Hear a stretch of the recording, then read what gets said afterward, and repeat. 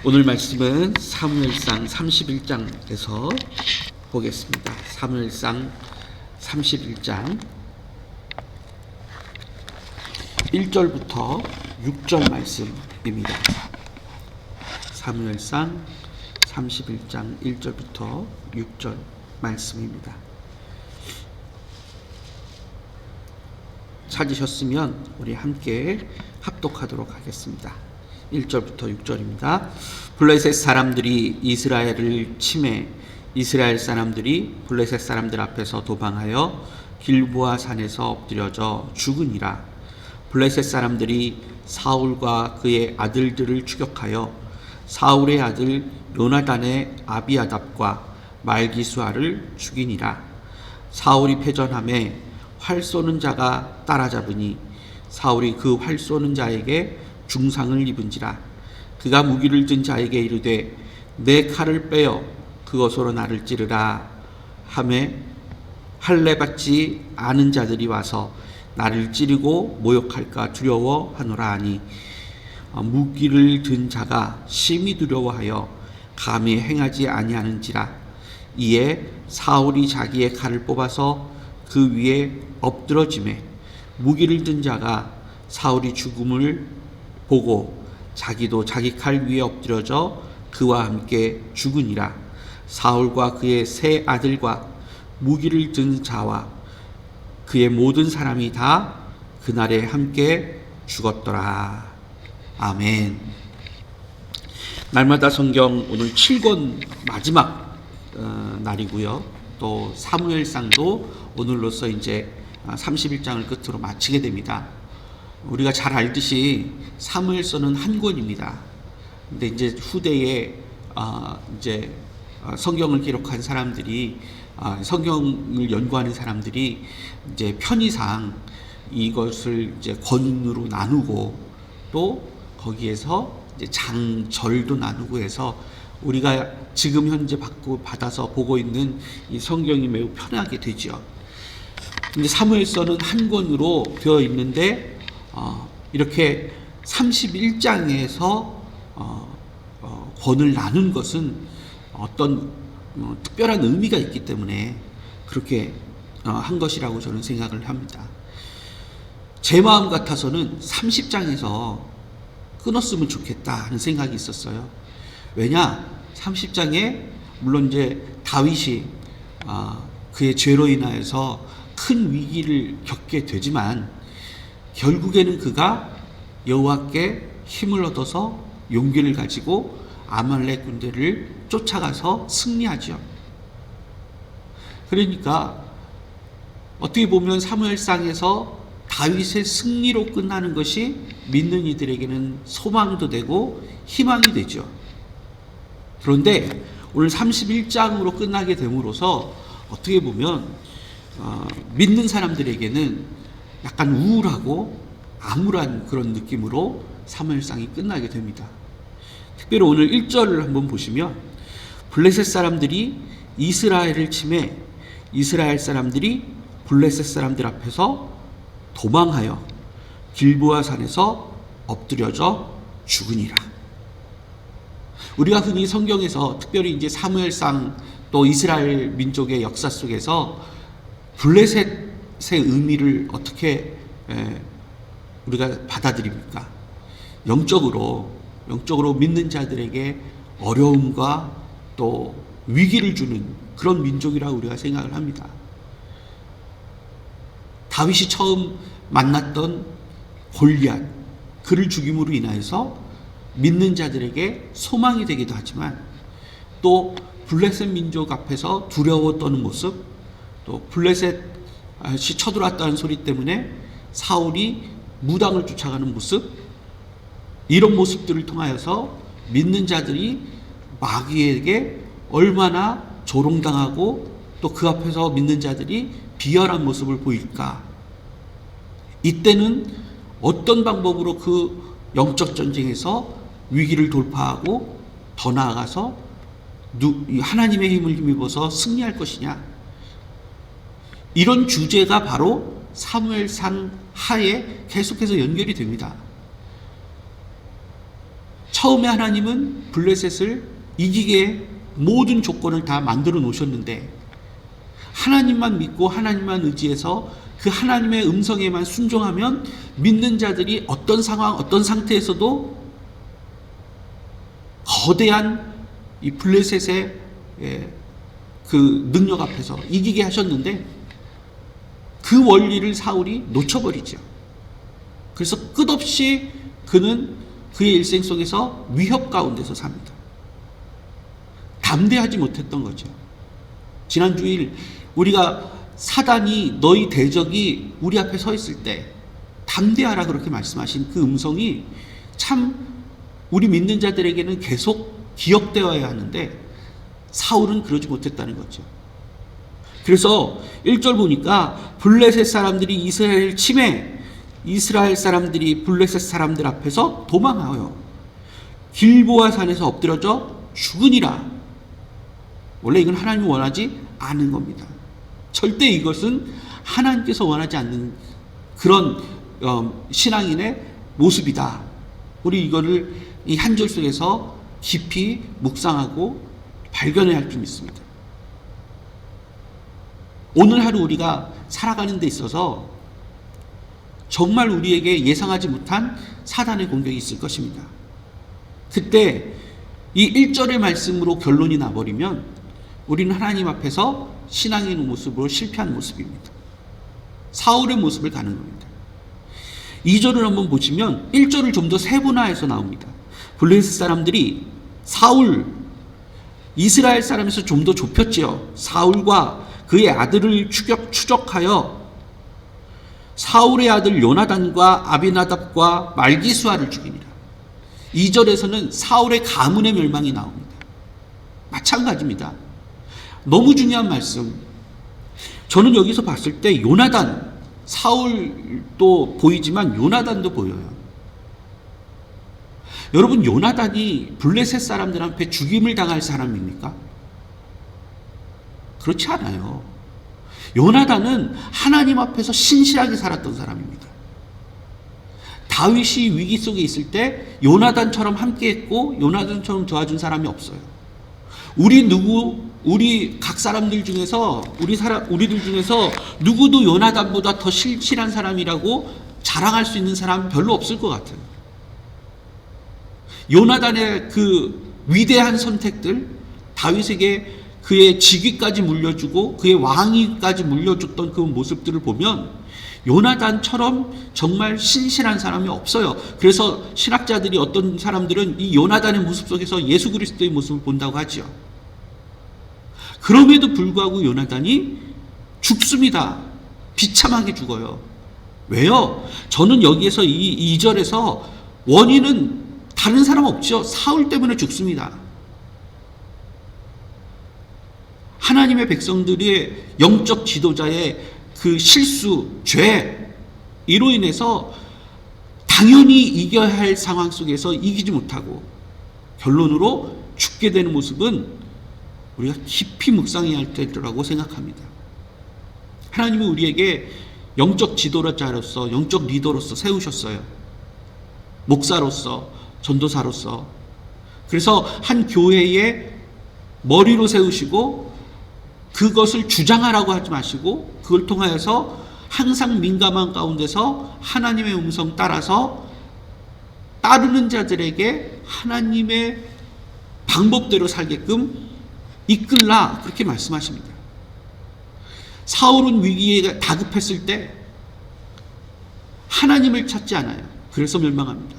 그러나 다윗은 어제 말씀처럼 다급하고 사람들 모두 다 하나님의 음성을 듣지 못하고 분개하여서 오히려 영적 리더인 다윗을 돌로 치려고 할 때 다윗은 호련히 일어납니다. 왜요?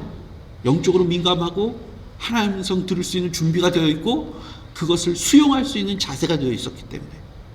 그리고 그를 통해서 이스라엘 사람들, 그를 따르던 약 600명의 사람들이 승리를 얻습니다. 이건 너무 중요한 원리인 것 같아요. 현대의 교회 속에서 물론 만인제사장의 역할을 많이 이야기합니다. 모든 사람들이 다 하나님 앞에서 제사장이다.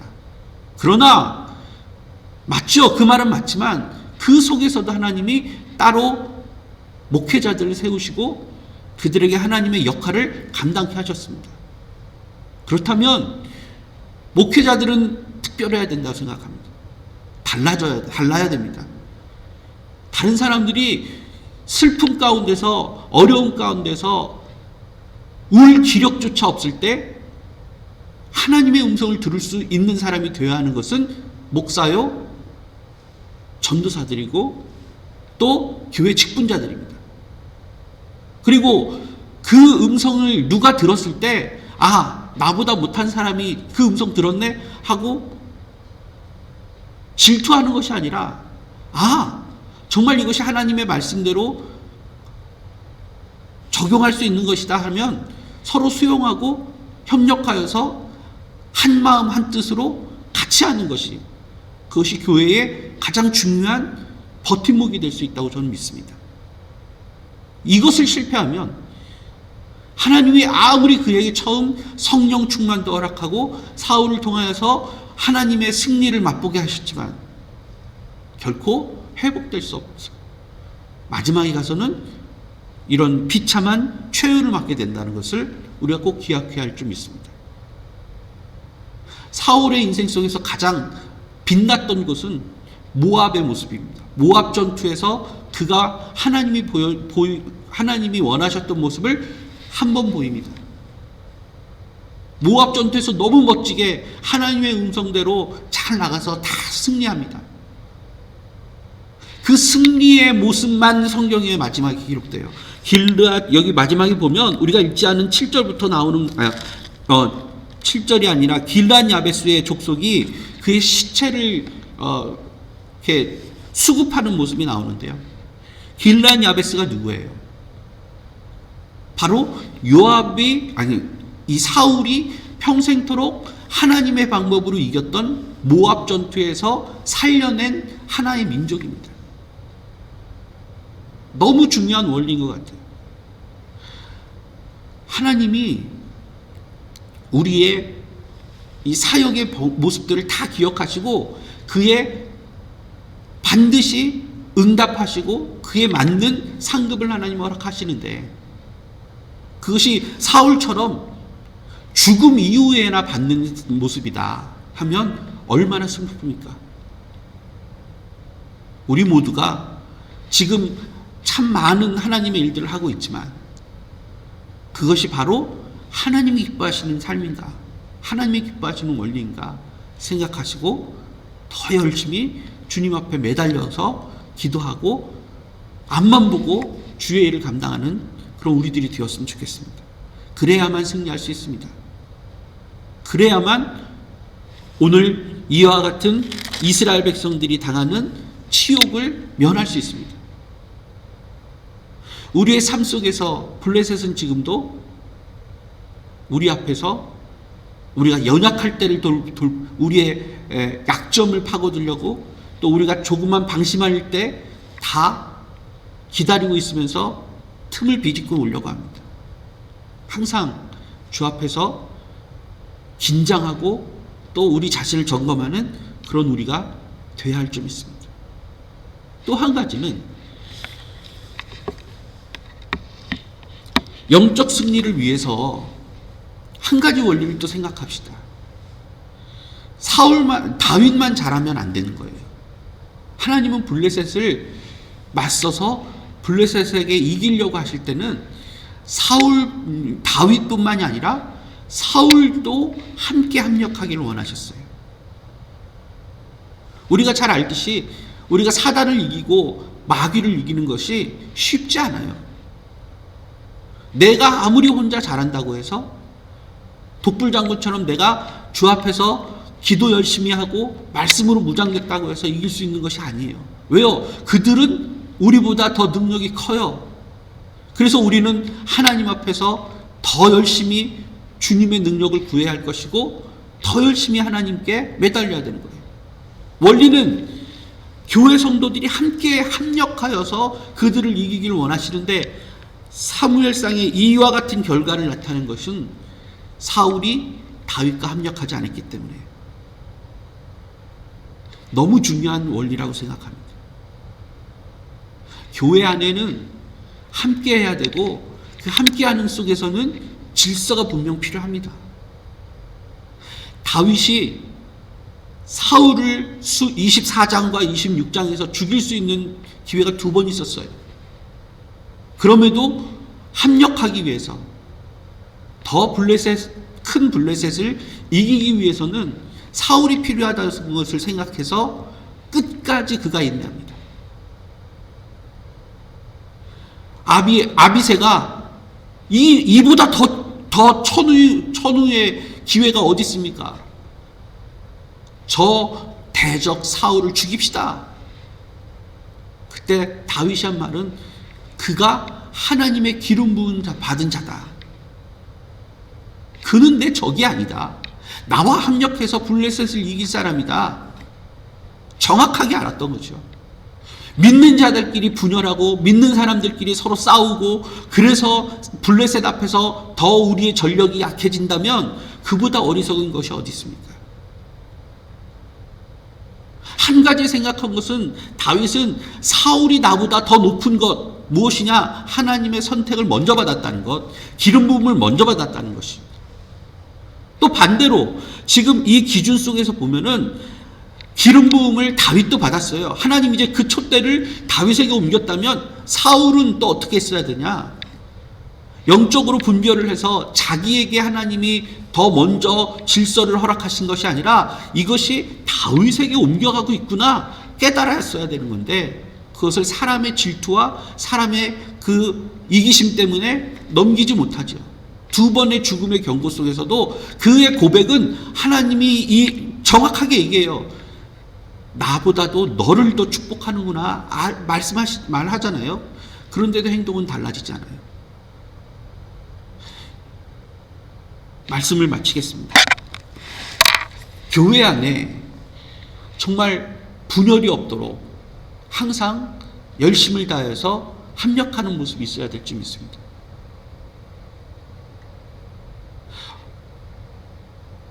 말이 계속 길어지고 있는데 결국은 그거 같습니다.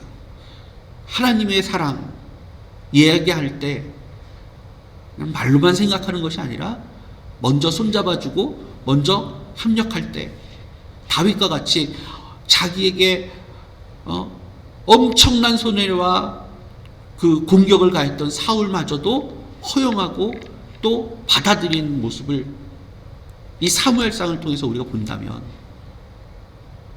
그리스도께서 세우신 이 교회를 위해서 조금 더 희생하고 또 정확한 원리 속에서 신앙생활을 해서 우리가 하나가 되어 사탄 마귀 앞에 담대히 서는 것, 이것이 바로 교회가 해야 할 일이고 또 하나님이 기뻐하시고 원하는 일이라고 믿습니다.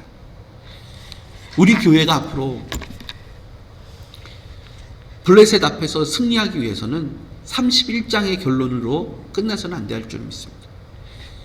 다행스럽게 하나님이 사무엘상 1장부터 이 다윗의 그 순종과 헌신을 통해서 하나님 나라가 왕성해가는 모습을 또 우리에게 보여주십니다. 사무엘 하의 그 길을 우리가 맺을 수 있도록, 열매 맺을 수 있도록 계속해서 기도하고 또 우리 삶을 주 앞에 드리는 그런 은혜가 있기를 간절히 바랍니다.